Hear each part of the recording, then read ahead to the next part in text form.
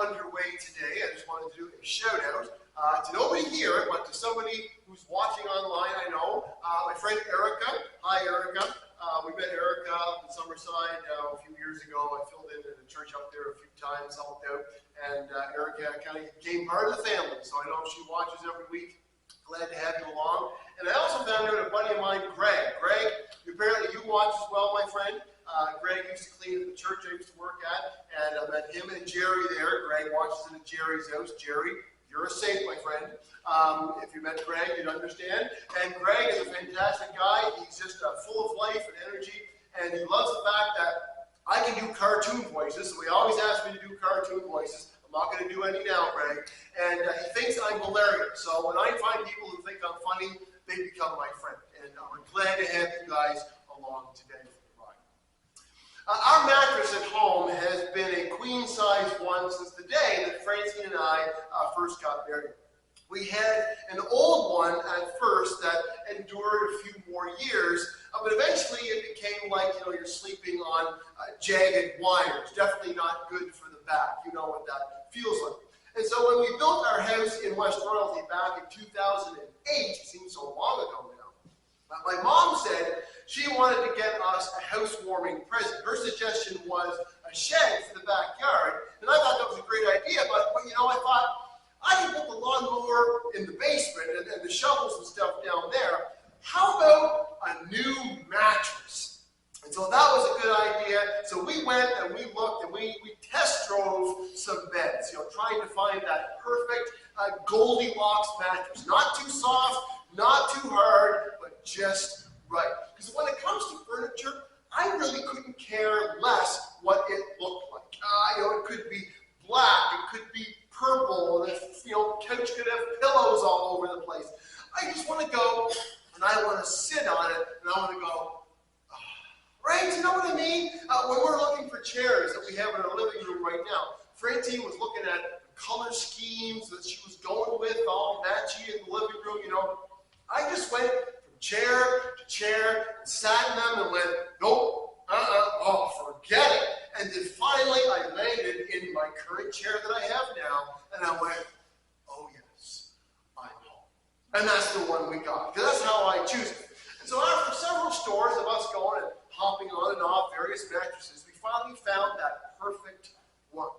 It was just the right amount of comfy. It was the extra high one, for old people like us. So that when we sit down, there's not a big drop, so you don't want to throw your back out getting into bed.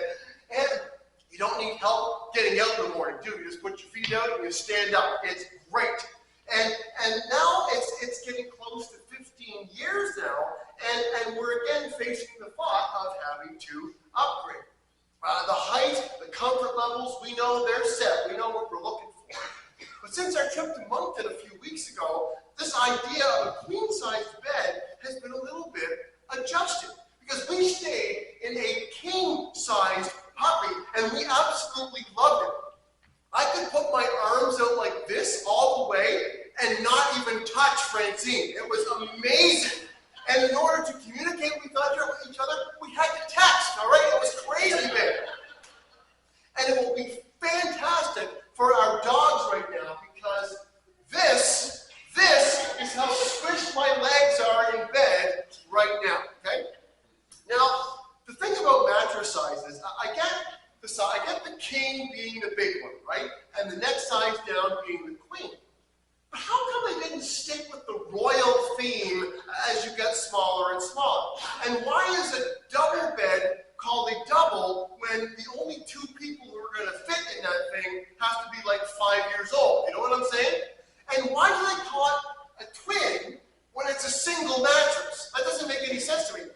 I went and asked for a single mattress at Leon's a while back. We were looking for some single mattresses. And they asked, oh, do you mean a twin? I'm like, no, I don't have twins. I want a single mattress. It's just for one person. And they were like, exactly. What? It doesn't make any sense. So I'm sure there's a reason why our mattresses have these silly names that they have. And maybe someday I will go and I'll Google it and I'll add it to my useless knowledge repertoire. And I'll let you know. But for now, I think personally we should stick with the royal names, and I am looking forward to trying out finding a mattress that is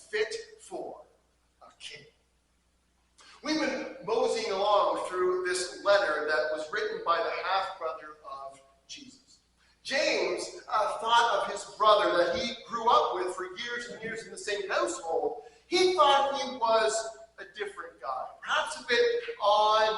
And there were a few occasions, more than a few occasions, when Mary, their mother, took a few of his siblings and they tracked down Jesus in order to try and talk him out of saying and doing some of the weird and crazy things that he was going around and scheming up. Because they were concerned about his safety, his well-being. Jesus, if you don't cut all this out, you might get yourself in trouble or hurt. But after Jesus was executed by the Jewish authorities and the Roman government, and then proceeded to get up and walk out of his grave, James, we know, began to think differently about his big brother.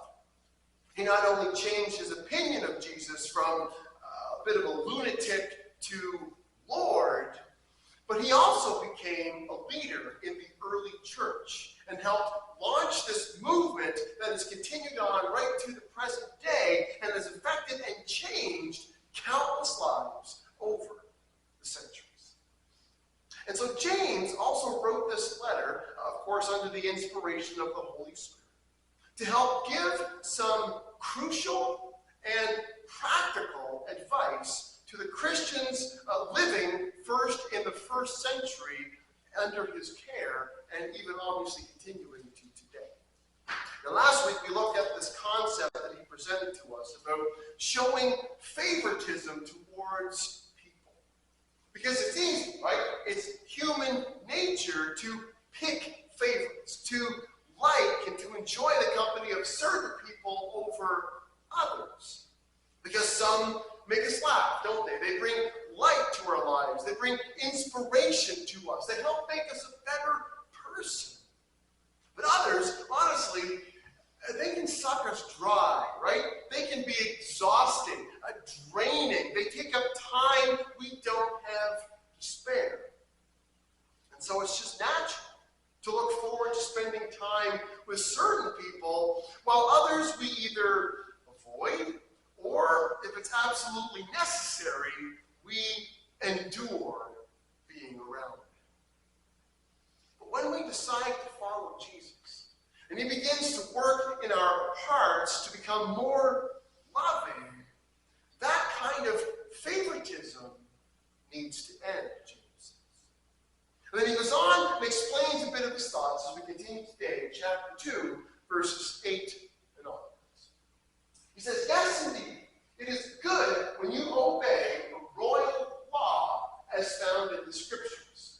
Love your neighbor as yourself. But if you favor some people over others, you are committing a sin, and you are guilty of breaking the law. Now it's fascinating, I think, that he calls the law the royal law, all right? Now remember, this law of the Old Testament that has been gone on for so long, the law of the Old Testament had been completed. Jesus lived it out perfectly, and when he died and rose again, that covenant that God had established with ancient Israel, it was finished, done, kaput. And while there's so much we can learn about God from the Old Testament scriptures, his character, his heart, the concept today of taking the laws he gave to the Hebrew people and trying to apply them to our lives today, well, not only is it impossible to do for anyone, it's actually redundant. Because Jesus tied it up in a neat package and said it was good for a time, but now let me sum up for you the royal law that you are to follow. And he said, are you ready? You might want to jot this down. Love your neighbor as yourself. Okay, all right. Next. No, that's it. That's it? Yep, that's it. But that's so small, it's just one sentence. Yes, yes it is. But the Jews had like 10 commandments and then 613 other commands that you gave them. Yep. And then all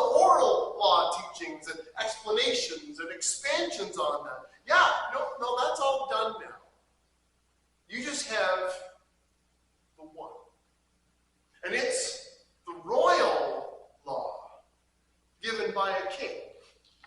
A new covenant given to those who are part of the kingdom of God.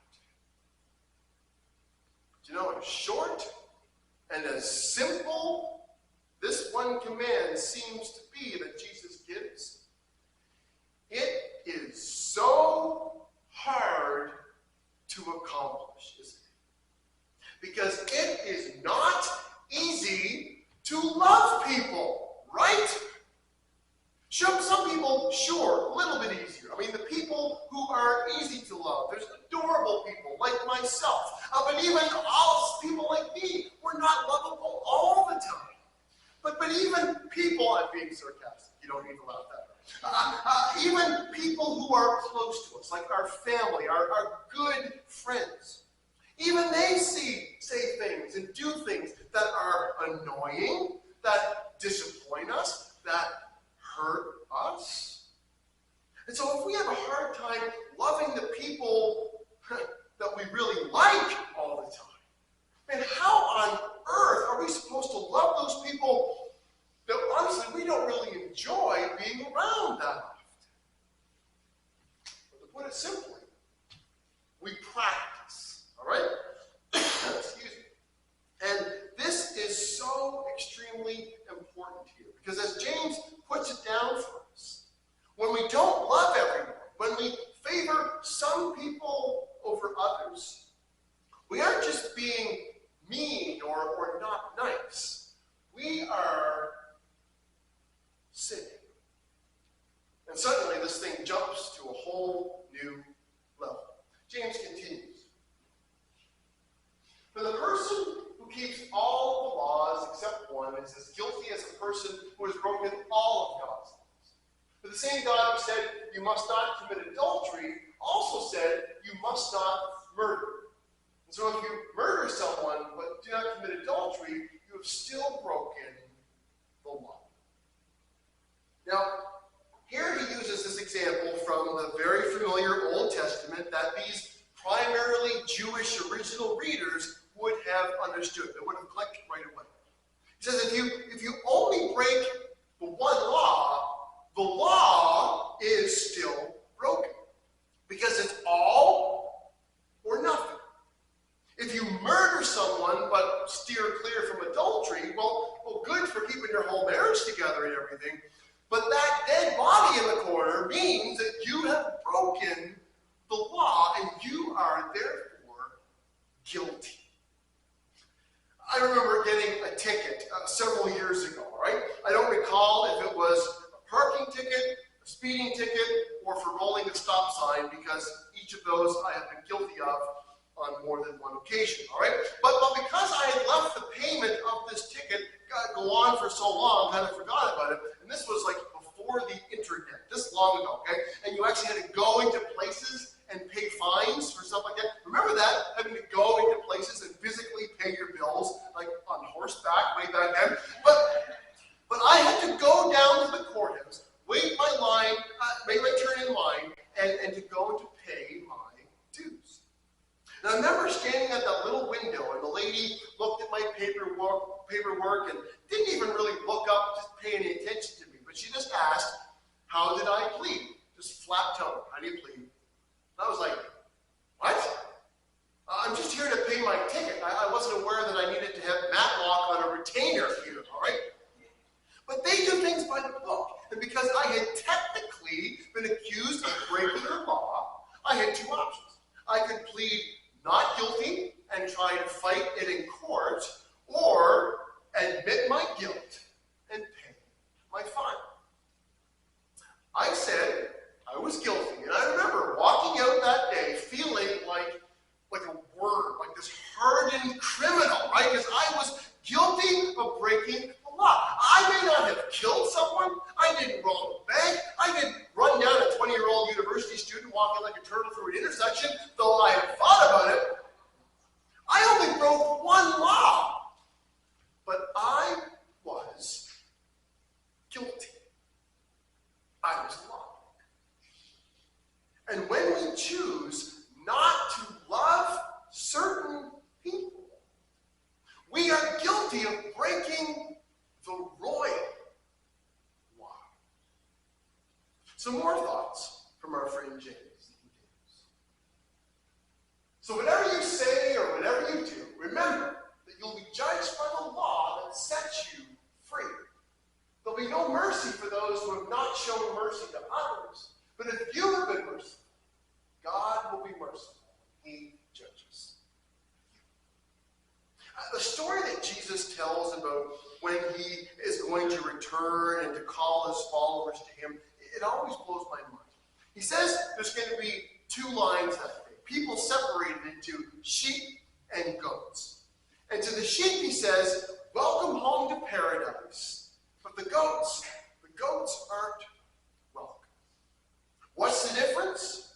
Well, Jesus says this. He says, I was thirsty and hungry, and you gave me food and water. I was without clothes, and you gave me some. I was sick. I was lonely. And you came and you sat at my side and spent time with me. I was just a stranger to you, but you invited me into your home and treated me like family. And to this statement, both parties, they're very confused, and they all ask, when did we see you like this, Jesus? And he responds with this powerful, sobering statement. Whatever you do, and whatever you did not do for the least of these, you did or didn't do for me. Meaning, the foundation of our faith, the core of what makes us a Jesus follower, it's when we get everything out of the way and we just love people who need to be loved unconditionally. Never does Jesus identify a person in that text being welcomed into the kingdom of heaven because of their church attendance, their baptism certificate, their service record, their financial details of how much they gave in the offering every week, or the list of times they ate a casserole at a potluck and they didn't know whose it was or what was in it. Now, all of that stuff has merit, of course. It is value. Of course, a Christian is a part of the church, right? Naturally, we are called to serve. And being generous is a huge part of our faith. If we don't take part in all of that, there's a huge problem right there. But without love, all of that can become duty. And we do things out of guilt or because no one else will do them. You know, Jesus, other than leading and teaching his disciples how to continue on the mission that he began, he spent the majority of his time with people who needed to be loved. The outcasts of their society, the sick, the poor, the lonely and depressed. He gave hour after hour of his time just hanging out with people stuck in the rut of life, falling into the same old patterns of sin and abuse of the precious life God had given to them. Jesus turned on his light and he walked into the darkness in order to show them there was a better way. And you know something? The religious people, they hated him for doing that. He was criticized almost every day for being a friend to sinners. But those sinners, they liked Jesus. They weren't much like him yet, but they liked him. Why? Because while it's natural to want to spend time with our favorite, love and mercy is shown when we are willing to push ourselves aside and be there for people who need to see that love, in action. The royal law that sets us free is the one that Jesus brought to the world. Now, it takes work. It takes hard work. It takes a willingness to give so much of who we are, of what we have. It requires a love that really we don't have on our own by ourselves. But it's one that was shown to us when the Son of God climbed on a cross and gave us the way to eternal life. You know, most people out there, they're looking for love. They're looking for community. And they'll find it all over the place. In so many various places they go, sports groups and teams. Pickleball is huge everywhere. Going to the gym. Gym is church for people. Walking through the mall, seeing their friends. Bingo nights. Star Trek conventions for nerds like me. Whatever, all right? People seek that camaraderie in so many ways. Remember, there was an old TV show back on in the 1980s. It was called Cheers. You remember that? It was a show at a local bar where all the regulars came out to enjoy a beer and spend time together. And the theme song that so many of us old people, we know the theme song. And it went like this. Sometimes you want to go where everybody knows your name. And they're always glad you came. You want to be where you can see our troubles are all the same. You want to be where everybody knows your name. It's in your head now, right? It's funny. Starbucks is my Cheers, all right? I walk in, and all the employees, they know my name. I'm like Norm there, okay? They're like, hi, Matt. I walk in. There's one girl who pours my coffee the way I like it before I even order it. It's amazing. I'm that well known there, okay? But people, they crave that community. They crave that acceptance and love and that connection to others who truly care for them. And they look for it everywhere. Friends, the church was divinely made for exactly this reason. Let's be that place. Let's be those people. Let's pray. Father, help us to be a place where we don't just know everybody's names. We know our deepest cares, our joys, our loves, and our troubles. They're all the same, and we share them with one another because we love and support each other in a way that is divinely unique. Because, Father, you have given us love not of this world, not a human love, but a love that only comes from your Father. And I pray that that love that we have, first and foremost for each other, can be pointed outwards and shared with people who need to see it in action so that they can be pointed to the one who knows all of their troubles, all of their details in their life, their cares, their sadness, their joys, and Father, the sin in their life that needs to be fixed in the blood of Jesus. Help us, Father, to be a people who are going to reach out to anyone and everyone, show them that we care like you. Guide us in this endeavor. Give us the love that we need.